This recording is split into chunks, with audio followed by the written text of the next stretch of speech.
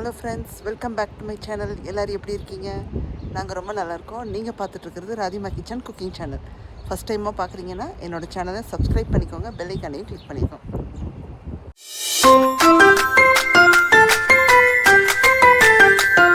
So இன்றைக்கி intro பார்த்திங்கன்னா வெளியே எடுத்துக்கிட்டு இருக்குங்க. எங்கள் வீட்டு முன்னாடி இருக்கிற செடியில் அழகழகாக பூக்கள் அப்படியே பஞ்சாக பூத்து இருந்துச்சு.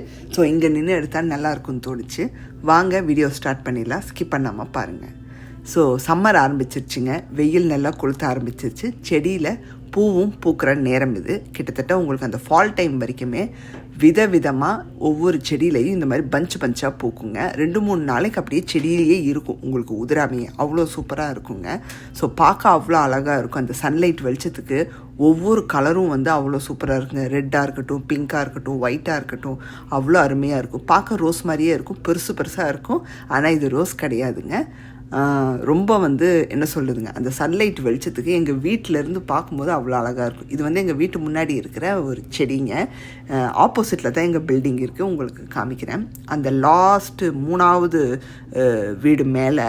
ஸோ அங்கே இருந்து அந்த கிச்சன்லேருந்தோ இல்லை ரெஸ்ட் ரூம் அந்த ஜன்னல்லேருந்து பார்த்தோம்னா அந்த சன்லைட் வெளிச்சத்துக்கு அவ்வளோ அழகாக இருக்குங்க. ஸோ அதே சமயம் எங்கள் வீட்டு அந்த ஸ்டெப்ஸ் ஏறுற ஓரத்துலேயும் பூத்துருக்கும். ஸோ பார்க்கவே அவ்வளோ சூப்பராக இருக்கும். வாங்க ரெசிபிக்குள்ளே போகலாம். இன்றைக்கி நம்ம என்ன ரெசிபி பார்க்க போகிறோன்னா, போன்லெஸ் மட்டனை வச்சு ஒரு சூப்பரான ஒரு வறுவல் தாங்க பண்ண போகிறோம். ரச சாதம், தயிர் சாதம், மோர் சாதம், அப்புறம் சாம்பார் சாதத்துக்கெல்லாம் அட்டகாசமாக தொட்டுக்கலாங்க. இது பண்ணுறது ரொம்ப ஈஸிங்க. ஒரு 1/4 கிலோ மட்டன் எடுத்துக்கிட்டேன். அதை நல்லா மஞ்சத்தூள் போட்டு வாஷ் பண்ணிவிட்டு குக்கரில் ஆட் பண்ணிக்கிறோம். முதல்ல மட்டனை தரோவாக வேக வச்சு எடுத்துக்கிறோம். அதுக்கப்புறமா தான் நம்ம வதக்கி நம்ம அதை வறுவல் மாதிரி கொண்டு வர போகிறோம். ஸோ போன்லெஸ் மட்டன் இதில் கொஞ்சம் கொழுப்பும் கூட கொஞ்சம் அங்கங்கே இருக்கும். நான் அதோடு தான் வாங்கிட்டு வந்தேன், கொழுப்பு எல்லாம் எடுக்க வேணாம்னு சொல்லிட்டு. ஏன்னா அது நல்ல கொழுப்பு தான், உடம்புக்கு ஒன்றும் செய்யாது. ஸோ ஒரு 1/4 டீஸ்பூன் இஞ்சி பூண்டு விழுதும், அப்புறம் ஒரு 1/2 டீஸ்பூன் மஞ்சத்தூள் சேர்த்துட்டு தேவையான அளவு தண்ணி சேர்த்து குக்கரை மூடி நல்லா வேக வச்சு எடுத்துக்கிறோங்க. இதில் வேக வைக்கிறதோடு சரி, திரும்பவும் நம்ம எதுவும் வேக வைக்க போகிறதில்ல. அதனால் இதுலேயே தரோவாக குக் பண்ணி எடுத்துருங்க. 1/4 டம்ளருக்கும் குறைவாகவே ஊற்றிக்கோங்க. ரொம்ப தண்ணியாக நம்ம எடுத்துக்க வேணாம், ஏன்னா நம்ம கொஞ்சம் ட்ரையாக தான் இதை பண்ணி எடுக்க போகிறோம் இந்த ரெசிபி. ஒரு கேஸ்டையான் கடாய் வச்சாச்சு. அது சூடானதும் 2 டேபிள் ஸ்பூனுக்கு நல்லெண்ணெய் சேர்த்து, எண்ணெய் சூடானதும் சோம்பு சீரகம் தாளிப்புக்கு சேர்த்துக்கிறோங்க. ஸோ ஜஸ்ட் ஒரு 1/4 டீஸ்பூன் சேர்த்தா போதும். சேர்த்து நல்லா அது பொரிய தொடங்கினதுமே கருவேப்பிலை சேர்த்துக்கிறோம். 4-5 காஞ்ச மிளகாயை 2ஆக உடைச்சி உள்ளே சேர்த்துட்றோங்க. காஞ்ச மிளகாய் விதையோடு சேர்த்துக்கோங்க, அப்போ தான் ரொம்ப நல்லாயிருக்கும். அதோட காரமும் இருந்தால் சூப்பராக இருக்கும். ஸோ கருவேப்பிலை சேர்த்து நல்லா அது உங்களுக்கு பொரிய தொடங்கினதுமே காஞ்ச மிளகாய் ஸ்லோவில் வச்சு பண்ணுங்கள். ஏன்னா கேஸ்டைன் வேகமாக சூடாகக்கூடியது. கிட்டத்தட்ட இந்த மண்பானை சட்டி மாதிரி சூடு இருந்துக்கிட்டே இருக்கும். அதனால் ஸ்லோ டு மீடியமில் வச்சே நம்ம ஃபுல்லாக சமைக்கணும். நீங்கள் வேறு ஏதாவது ஒரு ஃப்ரை பேன் யூஸ் பண்ணுறீங்கன்னா ஓகே, நோ ப்ராப்ளம். ஸோ காஞ்ச மிளகாய் போட்டு நல்லா பொரிஞ்சதும் இப்போது பூண்டு சேர்த்துக்கிறோம். ஒரு 4-5 பூண்டை பொடியாக நறுக்கி சேர்த்துக்கோங்க. குட்டி பூண்டாக இருந்தால் ஒரு 6 கூட சேர்த்துக்கோங்க. எது பெருசாக இருக்கும், அதனால் நான் ஒரு 3-4 பூண்டை மட்டும் பொடியாக நறுக்கி உள்ளே சேர்த்துக்கிறேன். நல்லா கோல்டன் கலருக்கு அந்த பூண்டு மாற தொடங்கினதும் வெங்காயம் சேர்த்துக்கிறோங்க. ஒரு பெரிய வெங்காயத்தில் பாதி எடுத்து பொடியாக நறுக்கி உள்ளே சேர்த்துக்கிறோம்.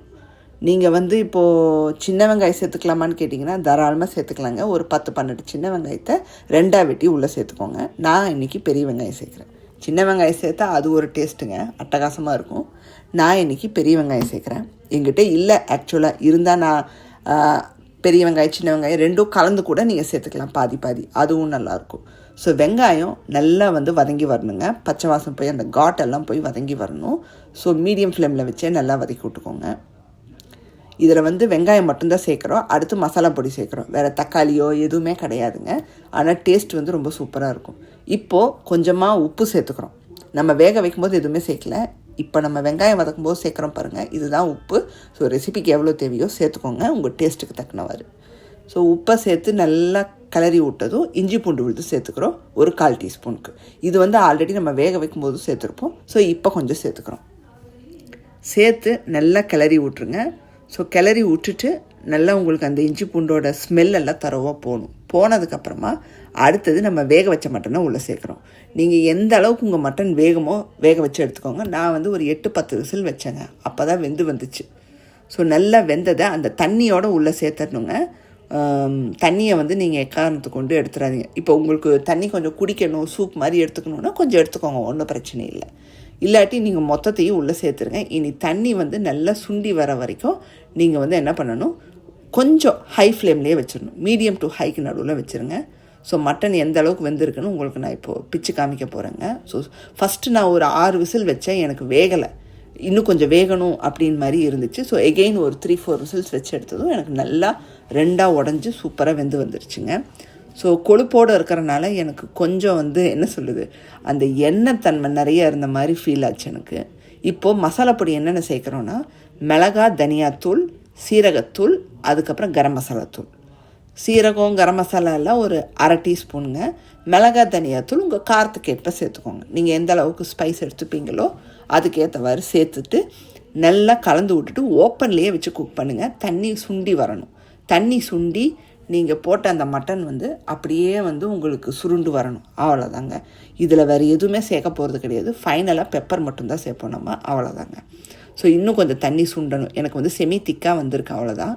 இன்னுமே வந்து தண்ணி நல்லா ட்ரை ஆன பிறகு எகெயின் கொஞ்சம் டேஸ்ட்டெல்லாம் பார்த்துக்கோங்க. உப்பு, காரம் ஏதாவது தேவைன்னா நீங்கள் சேர்த்துக்கலாம். எனக்கு உப்பு பத்தாத மாதிரி இருந்துச்சு, நான் எகெயின் கொஞ்சம் சேர்த்துக்கிறேன் இப்போ இன் பிட்வீன். இனி ஃபுல்லாக ஓப்பனில் தான் நீங்கள் குக் பண்ணுறீங்க, மூடியே போட வேணாம். ஓப்பன்லேயே அந்த மசாலா வடை போய் உங்களுக்கு அப்படியே சுருண்டு வரும். உங்களுக்கு அந்த என்ன சொல்கிறது, அந்த மசாலாலாம் மட்டனில் பிடிச்சி அப்படியே வந்து உங்களுக்கு சுருண்டு வரும். அந்த சமயத்தில் பெப்பரை தூவி கொத்தமல்லி தூவி இறக்குனிங்கன்னா டன். இப்போ பார்த்தீங்கன்னா நம்மளுக்கு நம்ம போட்ட அந்த மசாலா பொடியெல்லாம் வந்து மட்டனில் அப்படியே ஒட்டி சுருண்டு வந்துருச்சு. இப்போது நல்லா 1 டீஸ்பூனுக்கு பெப்பர் தாராளமாக சேர்த்துக்கோங்க. சேர்த்துட்டு கொத்தமல்லி தூவி இறக்கிட்டிங்கன்னா சூப்பரான மட்டன் வறுவல் ரெடிங்க. இது வந்து பார்த்திங்கன்னா போன்லெஸ் சிக்கனில் பண்ணால் இதே டேஸ்ட்டு கிடைக்குமான்னு சொன்னீங்கன்னா தெரியாதுங்க. ஆனால் மட்டனில் வேறு லெவலில் இருந்துச்சு, சாப்பிட்டுட்டே இருக்கலான்னு தோணும். இது வந்து நீங்கள் ரச சாதம், தயிர் சாதம் கூட எல்லாம் சும்மா அப்படியே தொட்டுக்கலாம், நீங்கள் ஒரு சைட் டிஷ்ஷாக வச்சு அவ்வளோ அற்புதமாக இருக்குங்க. ரைஸில் போட்டு கூட சாப்பிட்லாம். ஏன்னா உங்களுக்கு அந்த கொழுப்பெல்லாம் கரைஞ்சி உங்களுக்கு இதுவாக இருக்கும். எனக்கு அப்படி தான் இருந்துச்சு, நிறையா கொழுப்பு இருந்தனால அதெல்லாம் கரைஞ்சி அப்படியே ஒரு மாதிரி எனக்கு ஒரு என்ன சொல்கிறதுங்க, ஒரு கார்லிக்கு சாஸ் பண்ண எப்படி இருக்கும் அது போல் இருந்துச்சு எனக்கு. ஸோ ரொம்ப ரொம்ப அற்புதமாக இருந்துச்சு. கண்டிப்பாக ட்ரை பண்ணி பாருங்கள். அவ்வளோதான், ரெசிபி நமக்கு ஆல்மோஸ்ட் ரெடி ஆயிடுச்சு. இனி இதை சர்வ் பண்ண வேண்டியது தான். ஸோ சூப்பராக ரெடி ஆயிடுச்சுங்க. இந்த ரெசிபியை மறக்காமல் ட்ரை பண்ணி பாருங்கள். பிடிச்சிருந்தா ராதிமா கிச்சனை லைக், ஷேர் அண்ட் சப்ஸ்கிரைப் பண்ணிடுங்க. பெல் ஐக்கானே கிளிக் பண்ணிடுங்க. உங்களுக்கு வேறு ஒரு வீடியோவில் சந்திக்கிறேன். பாய், see you soon.